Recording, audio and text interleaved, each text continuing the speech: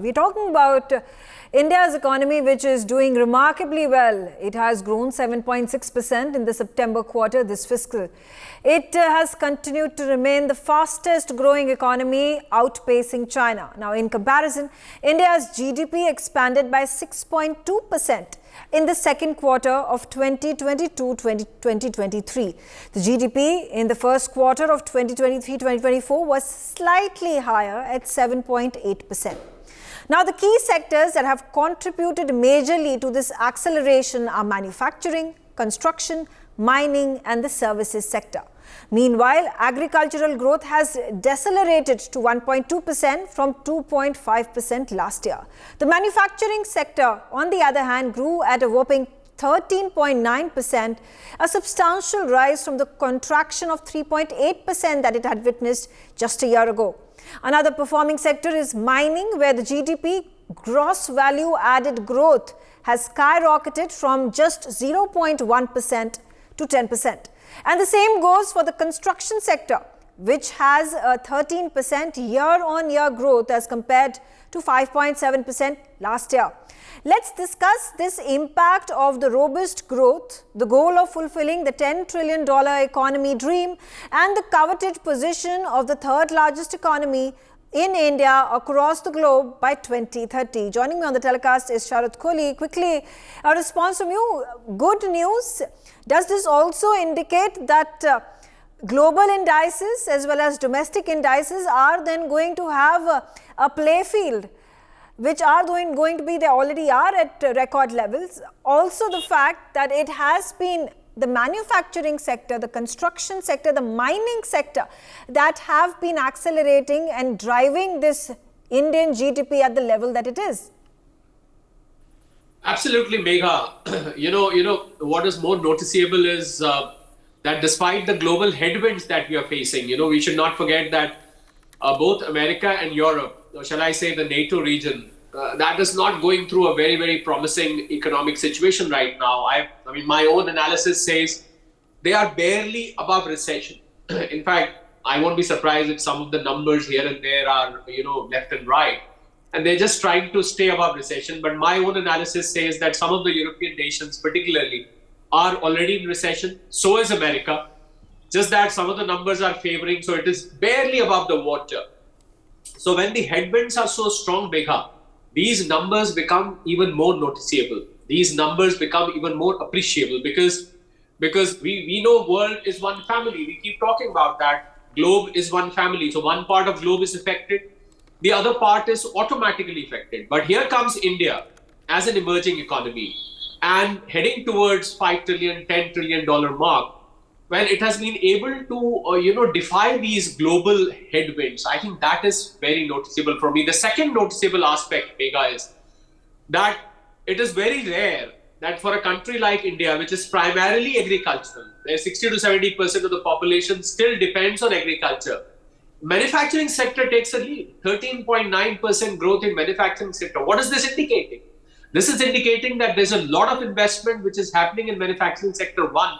Two, this is also generating a lot of employment, and we saw the unemployment numbers coming down from 7.7, then before that it was 8, then coming down to 6.6. In fact, one of the agencies, because we've got no definitive measuring tape for employment, one of the agencies even said that our unemployment level is down to 3.2%. Yeah. So I think manufacturing sector growth reiterates the fact that our unemployment is down. The second takeaway for me is that the construction sector is growing. So these are, we should not forget, manufacturing, construction, mining, they are all labor intensive sectors. So which means that the consumption level, although the consumption level has come down from 59 to 56 odd, which is not a matter of concern, because in Q3, which was the festive season, the Diwali, Dussehra, that season, you will see consumption going up again. Right. So for a consumption-driven economy, Megha, like India, these kind of results are indicating on the fact that we are on the verge to overtake China.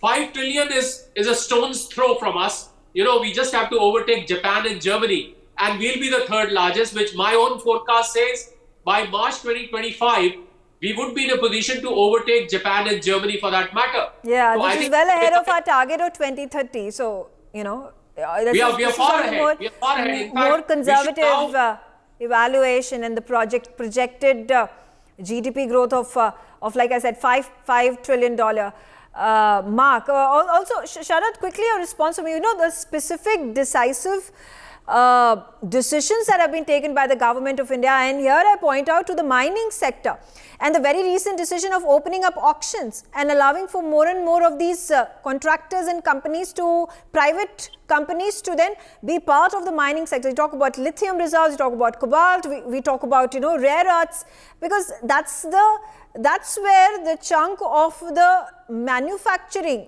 whether it is about semiconductors or the EVs being manufactured in India, is going to gain the impetus. Well, two reasons, Megha, for this fantastic performance. One, of course, I categorize them into two. One is the deliberate reasons, where you said reforms of the government, the policies of the government, the futuristic vision of this government. You know, that is one. Second, we have been also beneficiaries of some geopolitical situations. You know, China is the biggest of them, because investors running away from China, manufacturing bases looking to relocate, and India being the biggest destination for them, that has also been a factor. And then, of course, the other geopolitical conflicts, you know, sometimes there could be an opportunity out of the crisis. So we've been beneficiaries of some of the crisis which has happened around the world. We've been beneficiaries of China's own, I would say, hitting the axe on their own foot. We've been beneficiaries of that. But at the top of the list, you can take away nothing from the government policies and reforms.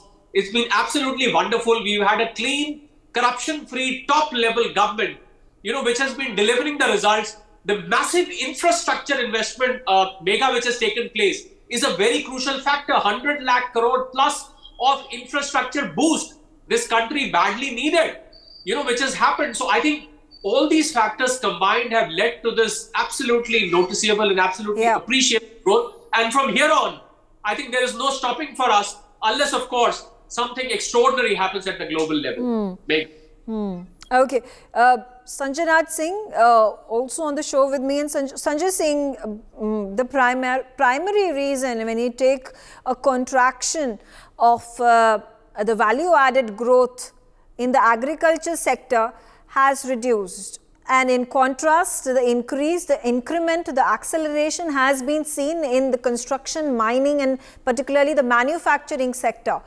And keeping in mind how the middle income countries have grown, and the very strong example of our neighbor of China, which grew in leaps and bounds in the last decade, was due to its strong manufacturing sector. Is this also indicative of the shrinking agriculture incentive, GDP, agriculture incentive growth, then contracting further as years pass by? Can you hear me? Yeah. Am I audible? Yes. Yeah. Okay. One thing definitely indicates this excellent growth in the industrial sector, industrial growth, as well as the construction sector and mining, indicates that more and more labor is required in these areas. And there is definitely a movement. If you look at the migration of people from villages to these sectors in the other industrial areas and all that, is much higher. So there is a decline in the availability of manpower in agriculture. So that is one aspect. The other thing is that we have to also understand that this deceleration of growth in agriculture is something which can also kind of pull us down, because after all, just manufacturing of goods, but lacking the market for it, for the consumption of the products produced, will also kind of dampen us. So we need to increase the farm incomes. We are still not reaching a good level of farm incomes because of many things. And one of the good things which had happened was the new farm laws which had been brought in and then sadly taken away. Had we succeeded in establishing the new farm laws, we would have definitely got better incomes for the farmers. Okay. And agriculture would have been something which would have definitely supported the growing aspirations of the people from the rural country. Okay, but Rural. Mr. Singh, could this also be when it comes to grains and food in our country and the produce that we see from the farmlands, we are on a surplus. So, when we talk about a reduction in the gross value addition by the agriculture sector from 2.5% to 1.2% is perhaps not going to really make a difference in the food consumption patterns or food export patterns of our country. And also on the other side, if we could make the efficiency and the yield of the farmers' produce on the farmlands, we could then see an acceleration of the value addition in the agriculture sector to the GDP. What you are saying is correct, that we need to have value addition to the food production and all that. But then we cannot be just producing grains. We need to increase our production in other sectors of agriculture, be it the poultry, be it the horticulture, and milk production is definitely very good. But we have to look at the export policies as well, and see to it that our products, our agricultural produce, reach the foreign countries as well in good quantities and in a sustained manner. Now, what is happening is that value addition will take place if the consumption also goes up accordingly. Now, over 50 to 60% of the population of this country is dependent on agriculture. If they don't have a good income, if they don't have extra money in their pocket, they will not be spending, and this will indirectly affect our growth. Today, production has gone up because of certain reasons, as you rightly said, in various other sectors, like cobalt and other new areas which are coming up. Service sectors has also contributed, but agriculture has to be made more sustainable, more profitable, and you should be able. Otherwise, and that will come through only through expenditure, through investments, through capitalization. Otherwise, agriculture as such will not grow, and you have to look into the pricing of the products. Of the MSP is one thing which was required at one point of time. Today also it is needed, but at the same time, this minimum support price has actually become the maximum selling price. And farmers are not getting in that MSP also. Quickly getting in a word in from Ajay Dada as well. Ajay, what's your opinion with regards to the share that the manufacturing sector and services sector currently have in our economy versus the agriculture sector, and the progressive reduction that is likely to happen in terms of the massive pie that manufacturing and services already was, and now the manufacturing sector that is also seeing a rapid growing trend? Yeah, actually, my fellow panelists said a bit around that. But if you look at the combined, I'm just answering this in a very different perspective. If you look at the combined direct and indirect taxes collection, if you look at the first half of the current fiscal, the growth is more than 15%. And nominal GDP growth in the first half has been around 8% and something like that. That translates into buoyancy of 1.9. If you recall, the budget numbers assumed the GDP around 10.5%, the full financial year. And the revenue growth was also assumed at around the same level. So these numbers tell us that the tax buoyancy, which is as high as 1.9 or close to 2, that we are probably still underestimating our GDP growth and economic activity. Contrary to several prejudice, we are basketing the options. The truth could really be that India's GDP growth story is very well understating it rather than overstating it. Obviously, the sectors which you have just referred or all will contribute, but we obviously need to continue working on that. Right. Also, then there are comparisons that are bound to be drawn when it comes to India's GDP versus the per capita income. And people question that it's all good. You talk about the GDP and you talk about the growth of the country on a large scale, but when it comes to the per capita income for a single individual, that's where things matter the most.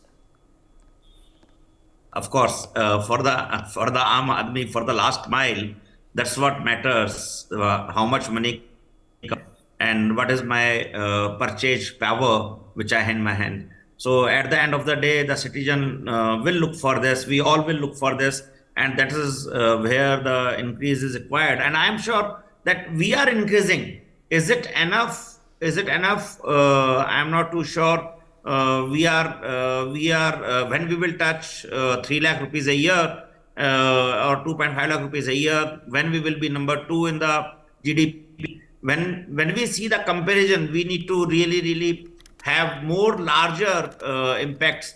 According to me, Megha, that the speed at which we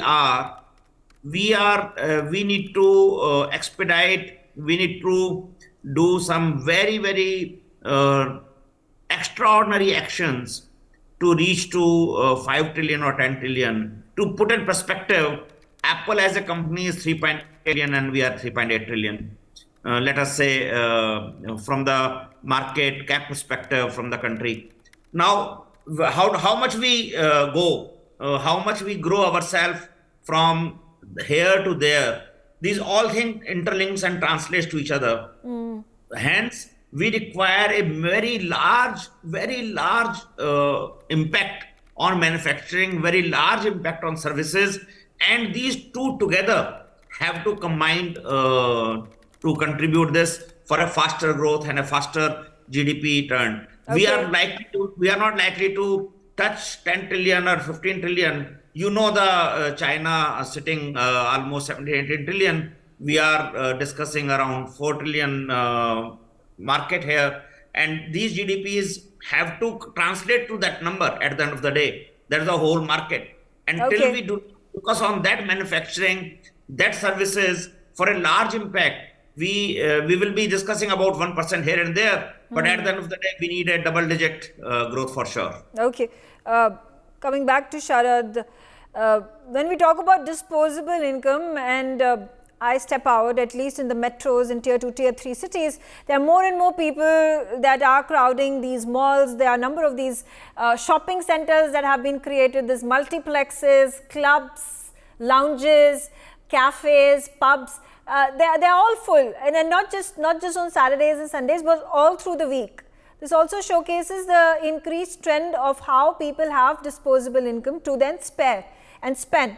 But when it comes to Prime Minister Narendra Modi's vision of Sabka Saath, Sabka Vikas, this growth has to be equitable.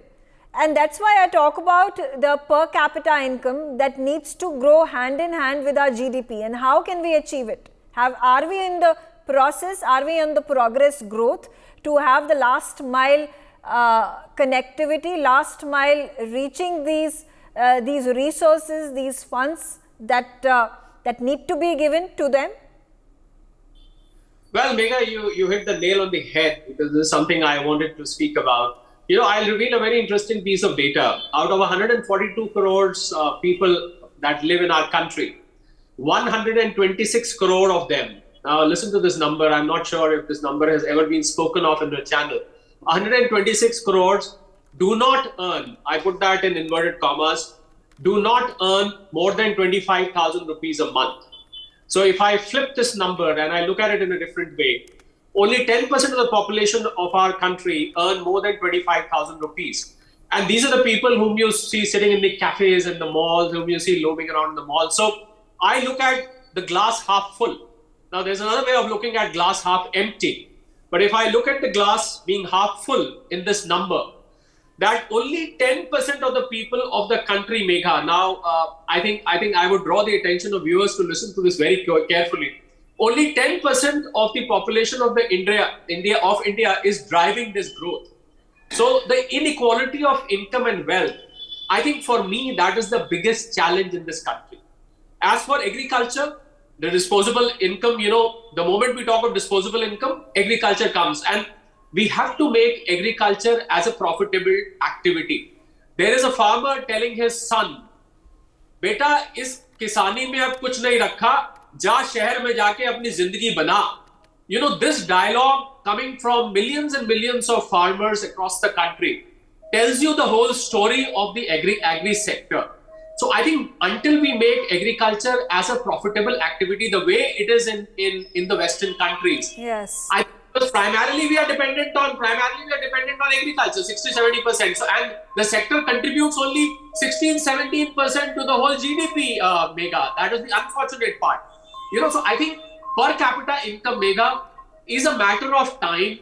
We are on that route already. We are on that road already. Per capita income has started, but look at the size of the population, 1.42. So I think something needs to be done on the population control measure also. Because the more we grow, the number of people increase in a larger proportion. Every year we add about 2 to 3 crore people. And mind you, about 90 lakh people die in this country. So we end up adding net 2 to 3 crore people every year. So if this is the addition, unfortunately, the speed of growth is not able to match the speed of population. Here is the answer to the per capita. So I think we need to address the problem from both ends.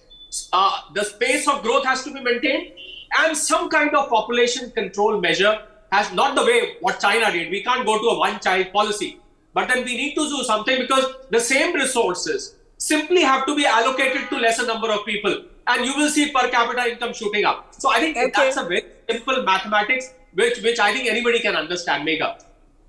Quickly then, last word from you, Sanjanath Singh. No, as Sharat Kohli said that, there has to be equitable income that needs to be distributed to the entire population of the country to allow for equitable growth, and then put the standard of living, the ease of living, the ease of doing business in our country profitable, attractive across the globe.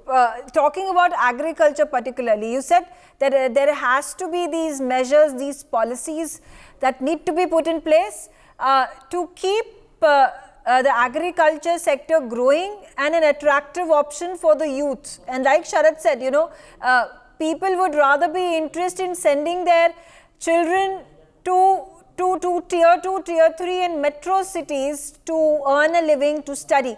How can the government keep the people living in villages, in the rural areas, and push them towards the farming sector to allow for, and then again, of course, allow for economy to grow and the equitable distribution of wealth to also be provided to the farmer sector, to the agriculture sector? Well, the policies have been well discussed on many occasions, and I think the government of India is also taking some steps towards better policies and their implementation. It will take some time, but at the same time, we have to understand that agriculture as on date and for some times to come will not happen without subsidization. It won't be possible to increase the farmer's income unless until there is subsidization.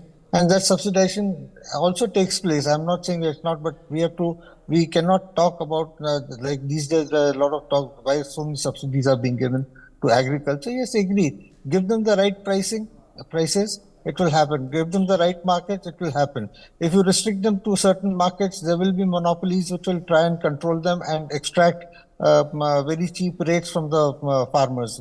And he will go about selling his produce at a loss. So that is exactly what is happening. So we need to have a relook as to how to implement the farm policies, agricultural policies, which, as I said in the beginning, were brought in through the new laws, but they had to be taken back, and that is very important. Number two, I think we have to have a lot of investment in value addition of produce, like tomatoes, for example. It's all strewn over the roads and streets because the farmer, he brings it over there, it costs him a lot of money. He cannot, produce is not purchased in the mandi, and he throws it on the roads and goes away. Now that is a total. Yeah. That is a total loss. Right. Yeah. So Again, also a what marginal percentage require, of the population in the agriculture sector are the rich farmers. Large percentage, obviously, at this point of time, perhaps below poverty line and struggling, like you gave those examples. Quickly, Sharad, one last word from you with regards to how we are obviously going to reach the 5 trillion mark, the $5 trillion economy mark. It's easy for us to then transcend to the third largest economy. But the real difficult tasks then arises is of reaching to the second best across the globe. And that's a large gap to fulfill. Well, I think the journey to being the second may not be as difficult, Megha, because we have predicted this many a times on your channel that China, the way it is going, the way it is moving forward, may not hold on as a single country in the times to come. So who knows, the second journey, the journey to the second position may be easy. It is $17-18 trillion right now. And progressively, if you've seen China's growth over the last 3 decades, progressively the pace of growth also increases, because the quicker you grow, the sooner you reach the destination. So I think we will grow leaps and bounds from here. And China's growth will be stalled at some point. Its own, we are not sitting here to discuss China's policies. We've done dozens of shows on that on a different platform. But then China's own deeds, China's own policies are going to let it sink in the time to come. I don't think, we have a reason to celebrate that we went to the second position because China sank. But I think our growth combined with China's mistakes, that will take us to the second position, Megha, sooner than later. Okay. All right. On that note, I thank all of you for joining me on the telecast. It's a very invigorating, interesting, enlightening conversation that we've had. And of course, talking about India's GDP, the growth in the economy, and how the likelihood of India at this point of time turning into the third largest economy is something that the world is obviously going to eye India, and a very, very proud moment for all Indians. For more such videos, subscribe to the NewsX YouTube channel, hit the bell icon.